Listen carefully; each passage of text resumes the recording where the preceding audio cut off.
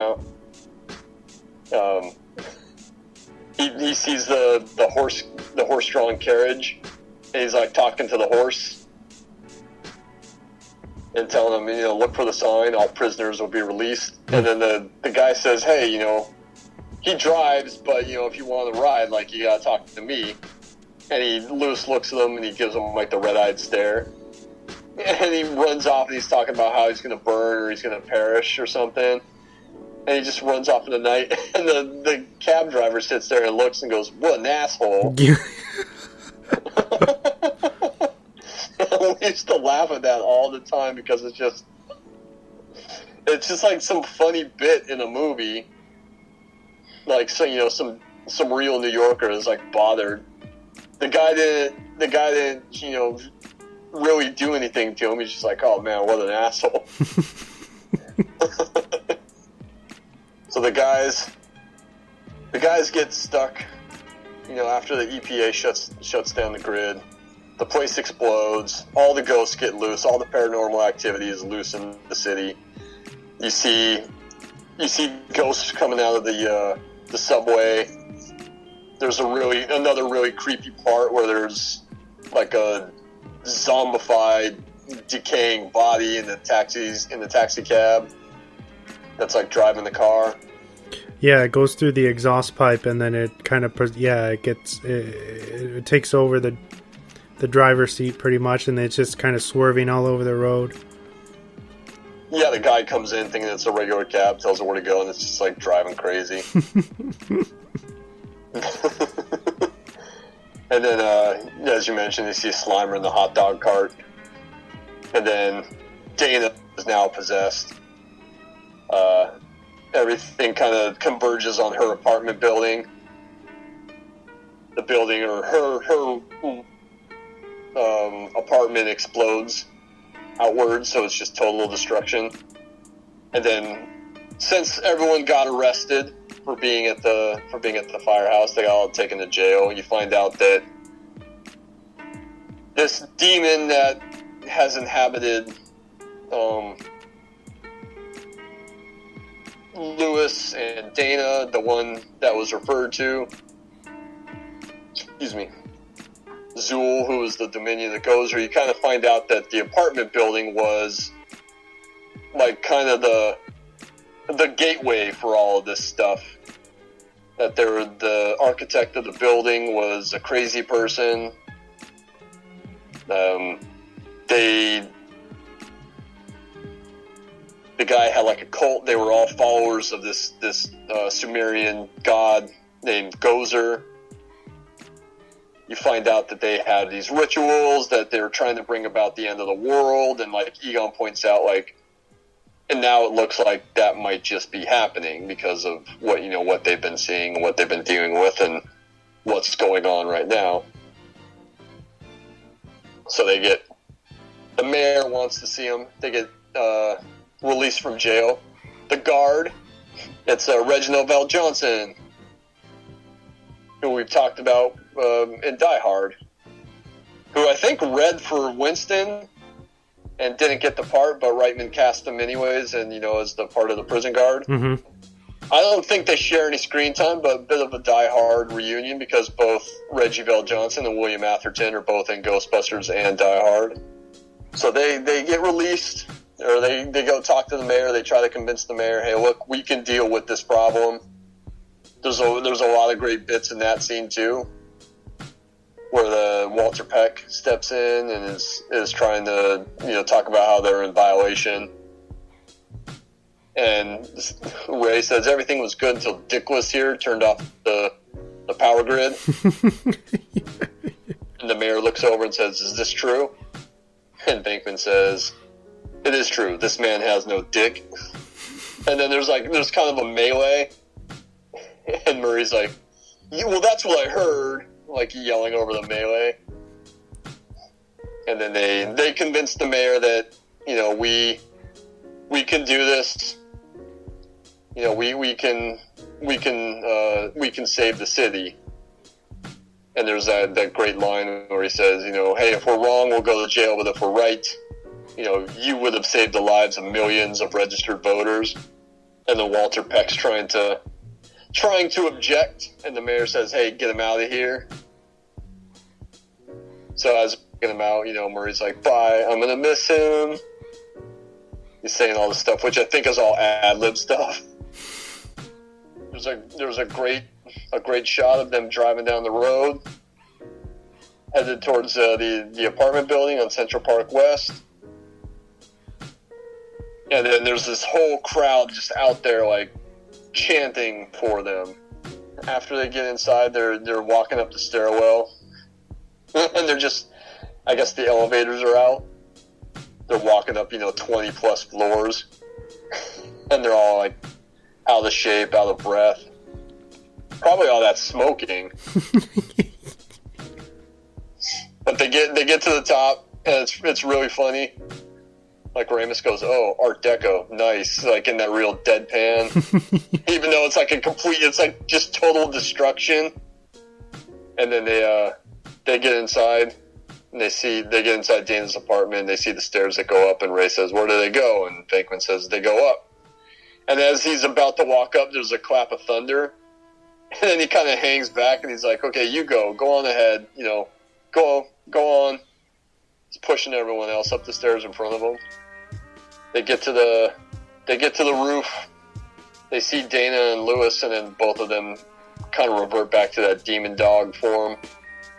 And then as they go up, the temple on top of the building opens up.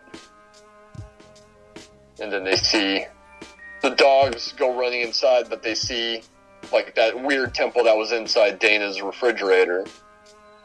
They see that, and that opens up, and then this figure steps out, and it's Gozer, who looks like kind of how would you describe her? Almost like a David Bowie, like when he was in the Ziggy Stardust phase. That's exactly what I was going to say. Yeah. Definitely. And it's, Gozer chooses whatever form it wants. Ernie Hudson says, "Oh, I thought Gozer was a man." And Egon says, "Oh, it chooses whatever form it wants." Did you know that was supposed to be Paul Rubens? No, really? Yeah, the original, or the way that they kind of originally envisioned that character was kind of like a business-suited architect, businessman type. Oh, okay. And it was supposed to be Paul Rubens. No, I had no idea. I didn't see that. Yeah. But I think he passed on it. Yeah, he passed on it, and then they went with this Yugoslavian actress named Slavica Jovan, if I'm pronouncing that right. But once they went with her, that's when the look of it Gozer changed, and they went with that kind of David Bowie look. But they go to talk to her, and she's just not paying attention to him. That she asks them if Ray's talking to her. And of course, Venkman sends Ray up. He's like, "Yeah, go get her, Ray."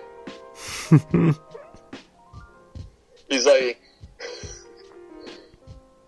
he clearly like wants all the fame, but he's like too scared to do anything.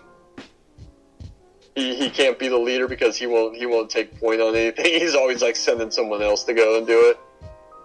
So Ray goes to try to talk to her. She asks if he's a god, and he says no, and then she shoots the lightning at him. And that's where Winston's got the great line where it says, when next time someone asks you if you're a god, you say yes. Because they almost fall off the building. Yeah, they almost get shot off the building. So then they come up and they're just like, okay, like, Murray has that great line that says, "Okay, this chick is toast." And then they go and they shoot her with the proton packs. She does the flip, lands on the other side of the roof. They shoot her and then she just disappears in the thin air. And Venkman says, "Oh, that wasn't so hard." And then you hear the disembodied voice, which is really creepy. to hear that voice, and then you see that shot of them looking up at the building, and like the sky is glowing above the building, and it asks to, you need to choose the form of the destroyer or the destructor. And I think the line that Murray says about J. Edgar Hoover is an ad lib too, because I think I've seen that original part of the script, and then he says something else. But when he says, "Oh yeah, if we think of J. Edgar Hoover will come and destroy us. So don't think of anything." And that's when Gozer says, the form has been chosen. And they're like, wait, we didn't think of anything. They look back at Stance. Yeah, everyone didn't think of anything, and they all look at Ray. He's like, oh, I couldn't help it. It just popped in there. And then they hear the stomping, and they turn and they look, and it's the Stay Puft Marshmallow Man. Yeah. Which, if you notice throughout the movie, like, Stay Puft is a brand that is advertised in various places throughout the film. Yeah. I think there's when Dana comes back to her apartment, she has a bag of Stay Puft Marshmallows.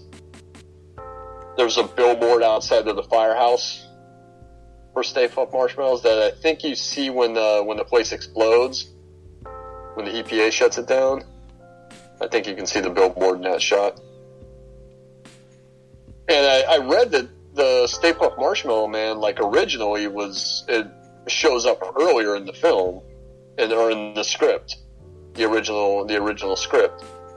And they were kind of worried about how that would play, and if people would make fun of it. It wouldn't be as menacing as they wanted it to be. Mm-hmm. But you hear it, and then there's a really great shot before you actually see it of just the buildings, and you just see like the head go by some of the buildings. And then, you see, it's almost like a Godzilla film. There's people running and yelling and screaming and cars crashing. It's funny because they're all looking over the roof. All the Ghostbusters are looking over the roof at it. And, Ray's talking about, oh, it's a Stay Puft Marshmallow Man. It was something from my childhood. I tried to think of, like, the most non-threatening thing.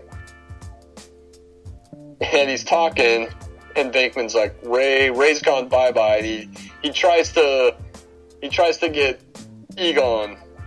He tries to get Egon to kind of, form a plan. And there's another great deadpan Ramus line where he's just like, I'm scared beyond the rational thought right now.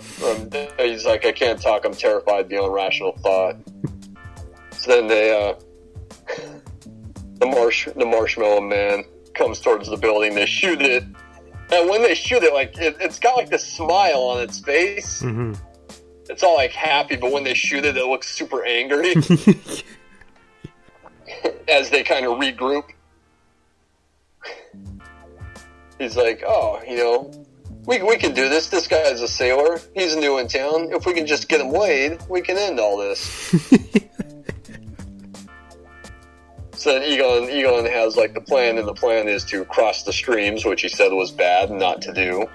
And Venkman calls him out on it.